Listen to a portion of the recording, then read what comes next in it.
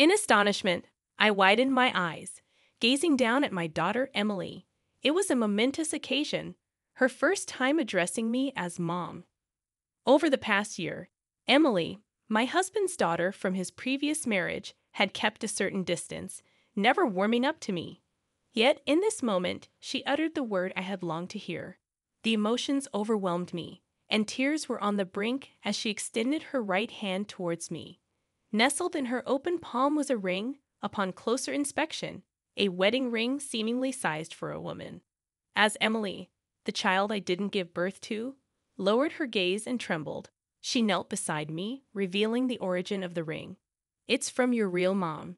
Do you want to meet her?" My husband was away on a business trip, leaving just the two of us.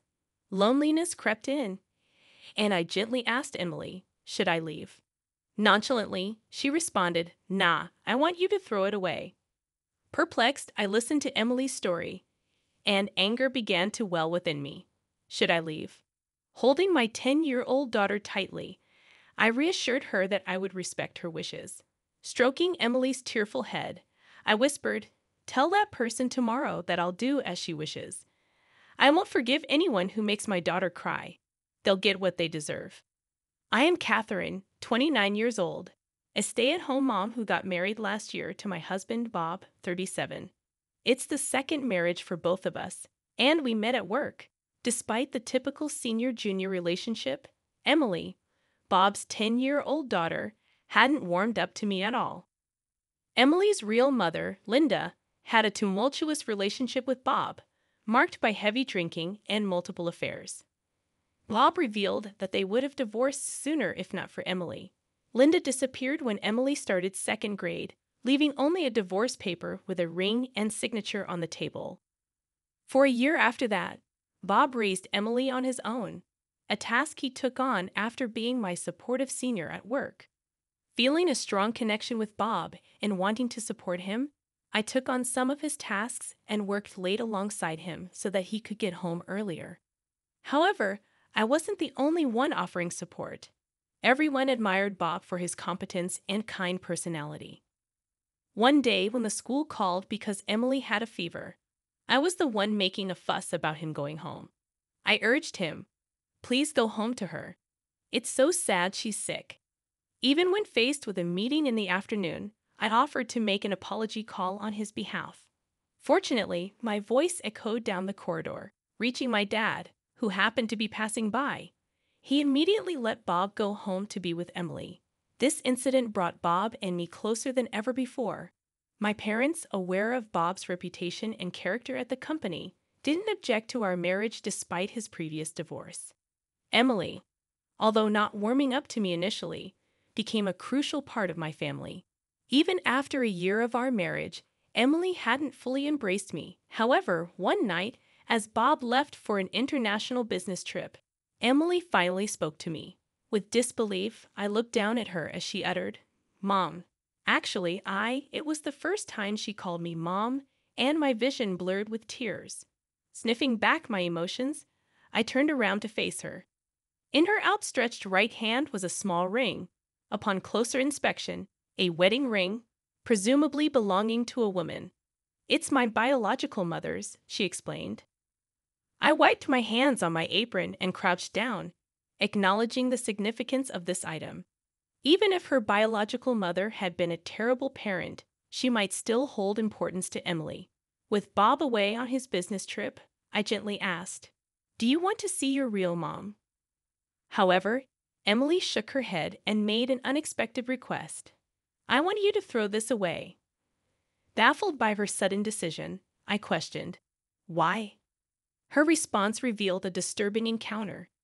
Emily shared that her biological mother had met her several times on the way home, inquiring about her new mom. The unsettling part was when Emily recounted her mother's words, "Your new mom is pretty wealthy, huh? I heard she's the daughter of the CEO where your dad works." Chills ran down my spine, and I felt overwhelming revulsion.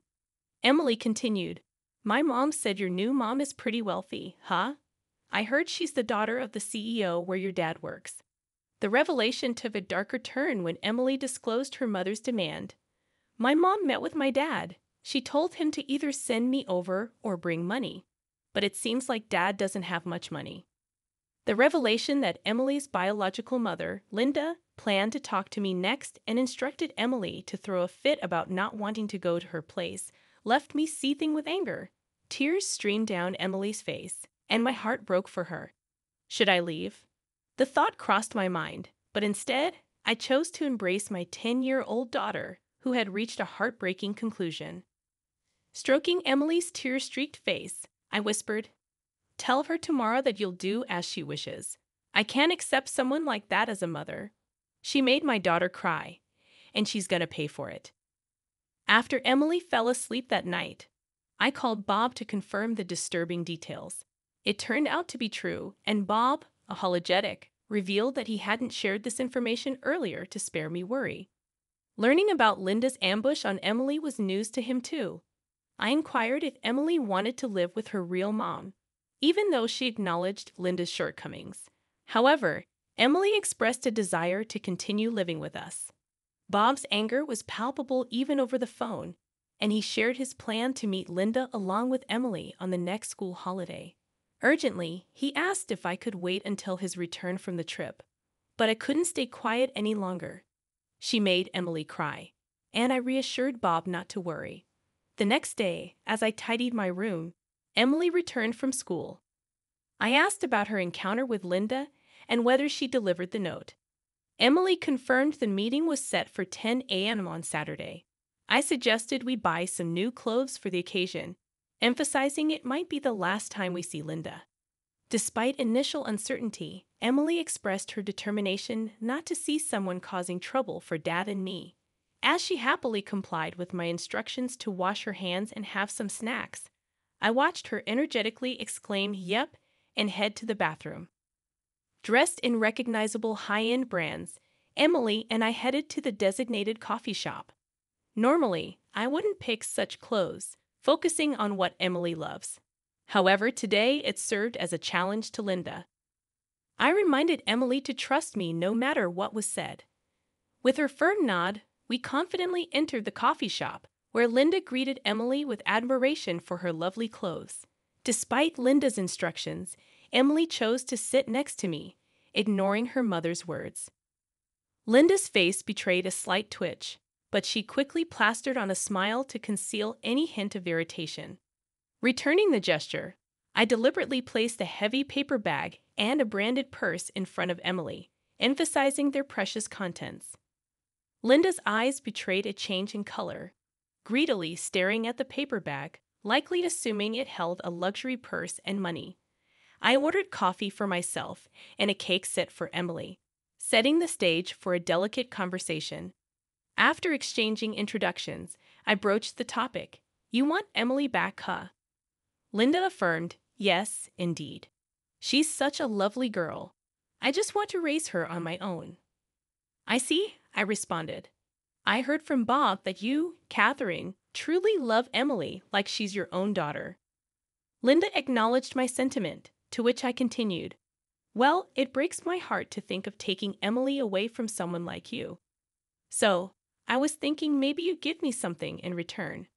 Feigning ignorance, I tilted my head and asked, "Something in return? Like what?" "You know what I mean," Linda replied, her impatience apparent. In response, I maintained an air of unfamiliarity with such matters, enjoying my coffee during the ensuing awkward silence. Emily, whom had been engrossed in her phone, was gently urged by me to try her cake. "Eat up, it's delicious," I suggested. Linda clicked her tongue in silent annoyance.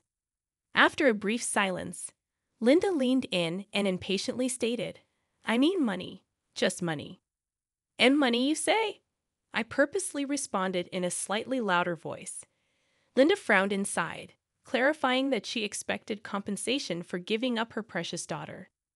"No," I interrupted firmly, "I'm a mother too. I know how precious a child can be. I have no intention of snatching Emily away from you, Linda." Linda sat there, mouth agape, and Emily, seemingly surprised, dropped her fork, staring at me. Retrieving the fallen fork, I handed it back to Emily, who might have felt betrayed. Despite the pain of that thought, since Emily had nodded in trust earlier, I decided to reciprocate that trust. Confused, Linda exclaimed, "What on earth are you talking about?"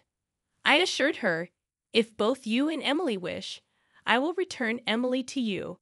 I'll even help persuade Bob." Linda, in disbelief, demanded a moment to process, looking anxiously at Emily. Almost accusingly, she questioned, "Emily, you don't want to be separated from Catherine and your dad, do you?" Emily looked at Linda, then at me, and finally down at her smartphone. Lifting her face, she replied, "Either way is fine," dropping her gaze to her phone again. Linda slammed the table in frustration, surprising Emily. "Well then, I want child support. $10,000. No, that's not enough. Give me $50,000 to start." Linda's desperation became apparent as her patience waned, revealing her true colors. I maintained my composure, leaning back in my chair with crossed arms. "It's not up to you to decide, Linda. There should be a proper calculation for that. Discuss with Bob about paying more. It's not me who's gonna pay," I asserted firmly. Linda, expecting an easy financial gain, grew more frustrated, but I stared back, unwavering. This was just the beginning. I intended to push her into a corner to ensure she never showed up in front of Emily again. "Did you tell me through Emily that you do as I wished?" I questioned, and Linda reluctantly affirmed. "You haven't done anything. Your father is a CEO, isn't he? He can afford it." Linda's voice grew louder, and I whispered, "People are watching," causing her to glance around and quiet down. I sighed and continued, "I checked with you first, right? You wanted to take custody of Emily, said you wanted to raise her. I agreed to help. Is there a problem?" Linda's lips trembled, and I pressed on, questioning her plans to support Emily. "Child support is meant for Emily's necessities, not for your luxury. You know that's ridiculous." Linda retorted, "Bob left me for a younger woman. Emily, if it comes to that, you'll suffer with me. If you don't want that, beg this woman to pay me." Her desperation was evident, a consequence of always relying on others and never making an effort. She felt betrayed, but it was a consequence of her own actions. "Are you saying this just for the money, even though you have no intention of raising Emily?" I challenged. Linda remained silent, glaring at me. I warned her, "I'll harass you until you pay up. I'll go to Emily's school, scream outside your house, make sure everyone knows you took her from me." Linda growled, showing she was beyond caring about appearances. "That's enough," I declared, reaching out to grab a bag in front of Emily. From it, I pulled out a small voice recorder and turned it off, showing it to Linda. "That's a clear threat. After hearing this, no one would want to give you custody. It's not about whether you have money or not. It's beyond that." Linda jumped up in frustration, attempting to snatch the recorder from me, but I swiftly pulled it away. As she lunged further, a hand from the side grabbed her wrist, and both Linda and I turned to look. "Dad." "Bob, why are you here?" Linda was shocked, and I shared her curiosity. Bob, with a cold look, warned Linda, "If you try to harm my wife, I'll sue." It was the first time I had seen Bob so assertive. Emily exclaimed, "Daddy," and threw her arms around him. Bob gently patted Emily's head, explaining that despite being on an overseas business trip, he returned during a family crisis. Addressing Linda, Bob stated, "You really should realize that as a mother, our daughter no longer accepts you. You're acting in ways that make you despised as a person." Although his voice hinted at anger, Bob spoke calmly, dealing a heavy blow to Linda. Linda clenched her teeth, looking down, her body quivering with frustration. She muttered, "At least," reaching out to protectively pull a paper bag towards herself. "It's fine," I responded casually. "I was actually gonna sell these books at a used bookstore later. If you want them, they're yours." Linda's surprise was evident. She checked the contents and quickly pushed them away, declaring she didn't want such dirty old books. It was the reaction I expected from her, and I sighed internally.